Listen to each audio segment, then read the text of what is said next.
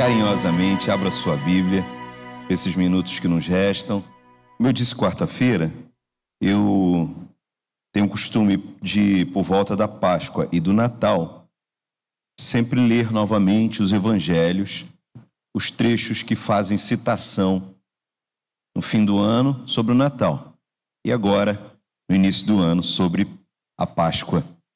Então, quero compartilhar com vocês um trecho bíblico que há muito tempo ele fala ao meu coração, que há muito tempo ele marca meu coração com essa verdade que deveria fazer a gente chorar todas as vezes que somos expostos a essa história. A história especialmente da crucificação, a história do nascimento de Cristo, provavelmente faz a gente chorar emocionado, especialmente quem já foi pai ou quem é pai, vai se emocionar com a história do nascimento do bebezinho. Um bebezinho que nasce em circunstâncias muito pobres, e essa história nos emociona e nos faz chorar. Então a história da Páscoa, ela é, irmãos, uma história que ela deveria nos comover.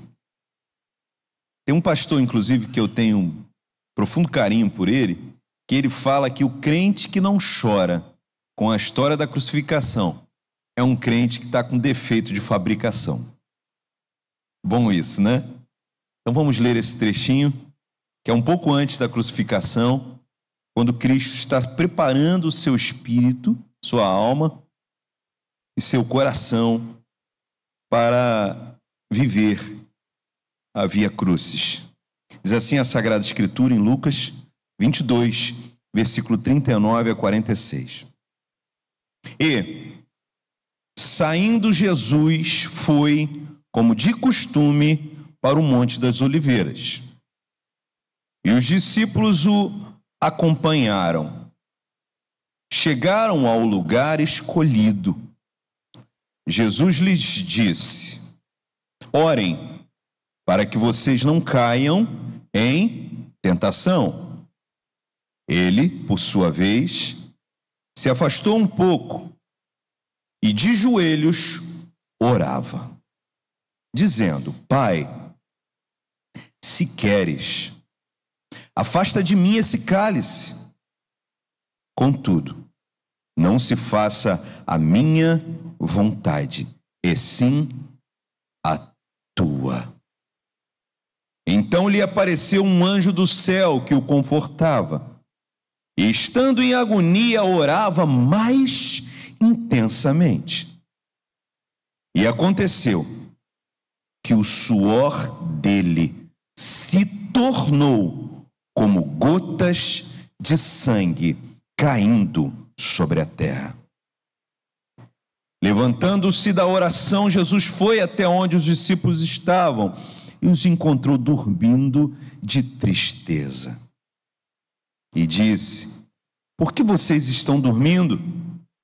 Levantem-se e orem, para que não caiam em tentação. Obrigado, meu Deus, lida está a Sagrada Escritura. Fala ao nosso coração. Meu irmão, minha irmã, nós temos aqui nesse trecho bíblico, especialmente, alguns elementos que fazem com que a gente compreenda a Páscoa de uma maneira diferente. Porque Cristo era 100% ser humano. A gente vê isso evidenciado em alguns outros trechos da Bíblia. Quando ele teve sede, quando ele teve fome, quando ele teve sono. Era evidente, ele era um ser humano.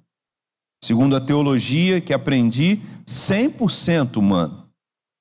Mas ele nunca deixou de ser Deus. O que fazia ele um ser humano de uma categoria única na terra. Conforme as profecias do Velho Testamento, que ele era o filho único, unigênito, por ser primeiro e por ser único da sua categoria, único da sua espécie, único do seu tipo. Jesus, o Filho único de Deus, ele veio à terra, experimentou as nossas dores e aqui estava vivenciando o momento máximo da sua agonia.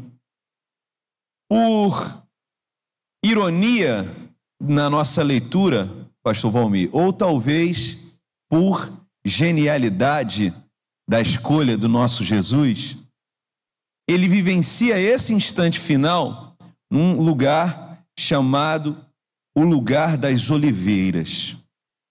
Um alto de terra, um monte, não muito alto, mas um lugar onde uma planta que simbolizava Israel, assim como muitas outras plantas simbolizavam Israel. Esta planta, ela produzia azeitonas, produz, né, azeitonas. E ela é carregada de um simbolismo, porque para que a azeitona venha produzir os muitos produtos que são possíveis serem produzidos dessa fruta, ela precisa ser amassada, pisada ou prensada. Então, o Monte das Oliveiras é o lugar que nos faz lembrança, que nos arremete, que nos leva à ideia de uma fruta que será amassada para que o produto venha a ser extraído. E eles faziam azeite com as oliveiras, os frutos das oliveiras, eles faziam remédio, eles faziam sabão, eles faziam dezenas, eles faziam outras coisas com o bagaço que sobrava. Até hoje, muitas tecnologias depois, esses produtos ainda são extraídos dessa planta. E todos só são extraídos se amassarem as azeitonas, se pisarem nas azeitonas, se prensarem as azeitonas. Exatamente como fizeram com o nosso Senhor Jesus. E eu, na genialidade que creio que Cristo carregava na sua humanidade, ele era e foi o maior pregador de todos os tempos. Um autor, agora estudioso da mente humana, era um ateu convicto, e ao construir uma série de estudos sobre a vida de Cristo, ele não se tornou cristão, como alguns dizem por aí, não, fulano agora é crente. Ele não é crente, mas ele, ao estudar a vida de Cristo, nas bases do conhecimento que ele tem, o profundo conhecimento que ele tem de neurociência, de psiquiatria e de psicologia, ele disse: esse homem, Jesus, relatado nas Escrituras, não é humano. Porque as reações dele são sobre-humanas. Porque qualquer um, nas circunstâncias que ele foi submetido, que ele foi prensado, que ele foi pisado, que ele foi amassado, teriam reagido diferente.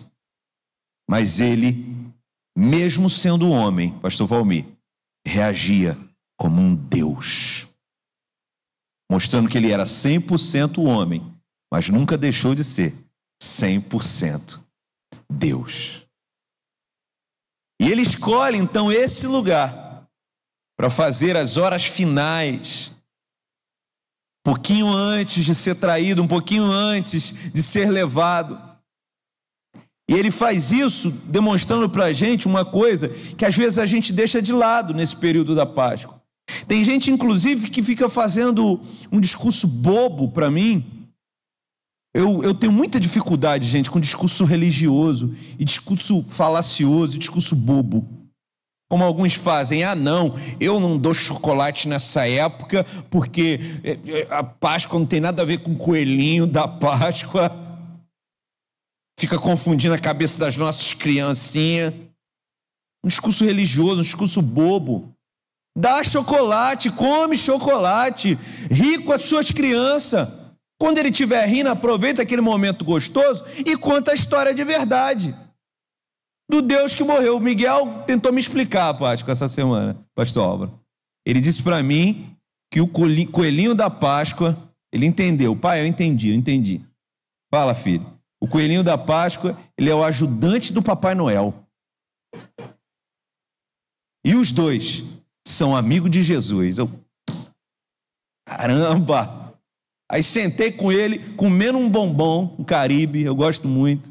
Quem tiver ganhado aí, caixa de bombom garoto, tiver sobrado um Caribe lá, traz para mim que eu mando para dentro. E aí eu aproveitei, sentei com ele e contei de novo a história. Aí no meio ele lembrou de uma das aulas que teve aqui, falando, pai, e Jesus era legal, ele era amigo de ladrão. Eu, é mesmo, Miguel? Me explica essa aí. Pai, porque ele, quando foi para a cruz, ele não estava do lado de um ladrão e de outro ladrão? Eu falei, filho, faz sentido isso daí. E contei a história de verdade para ele, sem precisar entrar em discurso religioso, besta, bobo. O nosso Senhor Jesus Cristo foi amassado na cruz do Calvário, igual aquelas azeitonas. Foi pisado na cruz do Calvário, igual aquelas azeitonas. Foi prensado na cruz do Calvário, igual as azeitonas. Pastor, prova isso. Prova, meu irmão. Nesse texto que eu acabei de ler. Porque, segundo alguns dermatologistas, quando o ser humano, isso é raríssimo, quando o ser humano, isso aí agora, eu vou trazer um dermatologista para a história, pastor Valmir. Segundo alguns dermatologistas, em alguns casos raros de extremo estresse, as pessoas explodem pequenos vasos sanguíneos que estão perto da pele. E quando essas pessoas estão... O estresse tem muitas formas de se manifestar no ser humano. Cabelo caindo, erupções na pele, coceiras, olho tremendo. Dá um glória a Deus aí quem já tremeu um olho alguma vez na vida. Eu vou tomar mais um gole d'água. De vez em quando eu estou tremendo o olho, está amarrado. Sintoma de estresse também. Mas segundo alguns especialistas, quando um ser humano é submetido a um estresse que ele não consegue controlar, que é muito maior do que ele estoura alguns vasos sanguíneos perto da pele. Essas gotinhas de sangue se misturam com suor e as pessoas gotejam suor misturado com sangue. No trecho bíblico que eu acabei de ler para os irmãos, um relato que o médico Lucas fez. Atenção a esse detalhe. Apenas o médico Lucas faz citação a esse detalhe. O nosso Senhor Jesus, ele suou gotas de sangue. Eu gosto de crer, meus irmãos, que aqui no Getsêmani, Jesus Cristo já estava recebendo as cargas de um Deus que tinha decidido ser homem para morrer pela minha, pela tua vida. O sangue que seria derramado na cruz do Calvário, instantes seguintes, pela minha e pela tua salvação, pela minha e pela tua vida, já fez uma prévia aqui. Eu gosto de pensar que o Getsêmani, pastor Valmir, foi o trailer do grande filme que seria a morte de Jesus Cristo na cruz do Calvário. Porque o que é o trailer de um filme? É um trechinho nos dando um pouquinho de experiências sobre o que será o filme. O filme aqui é a morte de Cristo na cruz do Calvário. O Getsêmani é um trailer. É Cristo já olhando para os seus amigos, pedindo para os amigos orarem com ele, e os amigos não puderam orar 1 hora, dormiram de sono, cansados. E ele volta, entendendo que aquela luta ali, ele teria que travar sozinho. Ele teria que enfrentar da maneira que o Pai, na eternidade, tinha chamado ele para enfrentar, sozinho. Ele sua gotas de sangue, vivendo um extremo estresse, pela minha e pela tua vida, pela minha e pela tua casa.